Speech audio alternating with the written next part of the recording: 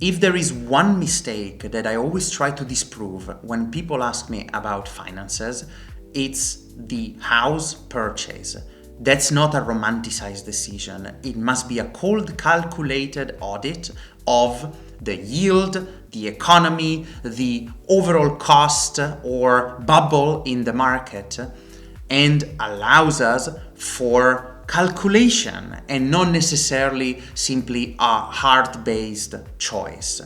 This is what I will try to solve today with the comparison of a 300k purchase across 5 key cities to understand which one is the biggest deal, which one yields the biggest return, and what could be for you. Hello fellow wealth seekers! Let's get to another comparison list. We start with Paris. At 300k with 10k per square meter average buys you a 30 square meter studio. And unfortunately, the yields are heavily capped due to customer protection. Hence, around 2.5 or 3% is the max you can expect. And only thing that this does for you is the ego and the pride of saying you own a property in Paris. You're better off elsewhere. Let's look at Berlin. Berlin is at 5.5k, so your 300k would buy a 50-something square meter, 1 bedroom, let's say close to the Ring, which is the main city area. And that would also be, unfortunately, in favor of the renter if you were to give it out for rental, because this is also capped in favor of them. 3% or 3.5 is the yield you can expect. Reality is, it is a defensive asset because appreciation is there, but not very good for velocity. Let's go down south to Valencia.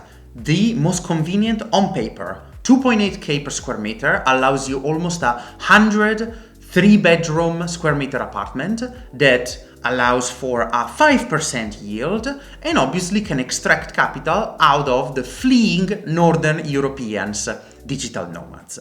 But if you were to invest in Athens instead, with a slightly higher 3.5k per square meter, you would have an 85 square meter apartment close to city center that could push the yield up to 6 or 6.5%.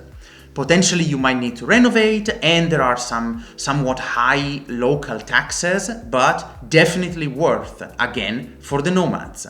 Last but not least, if you want high yield and rapid appreciation, Budapest, a very interesting core, where with 3k per square meter, you could buy a 100 square meter penthouse or 2 smaller apartments for 2 locals or potentially expats that would be interested in renting a 1 bedroom out.